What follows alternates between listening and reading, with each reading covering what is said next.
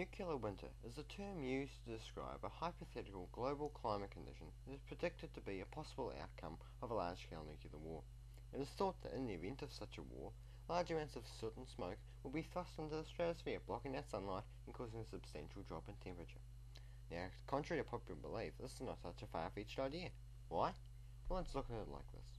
If a nuclear war was to occur, then the prime targets would be cities and other areas with high populations, right?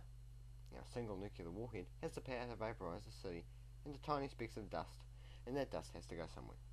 That dust would most likely be carried by the mid-altitude west to east winds, forming a uniform belt of particles encircling the northern hemisphere from 30 degrees to 60 degrees latitude.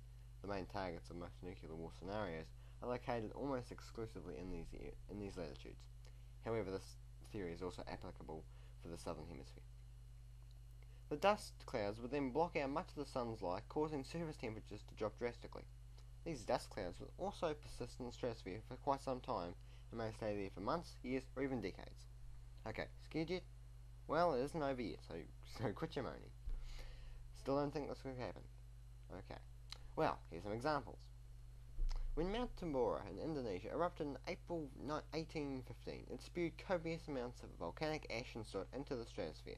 This massive thick cloud of ash and soot was carried by the wind over to America, Canada, and Northern Europe, where in May 1816, over a year after the eruption, it caused the temperatures to drop so much that late spring frost killed almost all crops that had been planted earlier in the spring. Then, in early June, a foot of snow was observed in eastern Canada and New England, with consequent additional loss of crops, as most summer-growing plants have cell walls which rupture in a mild frost, much less of a snowstorm. This resulted in widespread localized famines and further deaths from disease caused by the famines. In July and August, lake and river ice was observed as far south as Pennsylvania. Rapid, dramatic temperature swings were common, with temperatures sometimes reverting from normal to above normal summer temperatures, as high as 35 degrees Celsius, to near freezing within hours. Even though farmers south of New England did succeed in bringing some crops to maturity, maize and other grain prices rose dramatically. For example, oats rose from 12 cents a bushel the previous year to 92 cents a bushel. Okay, panicking yet? Well, just hang in there for just a little bit longer, as I'm not finished.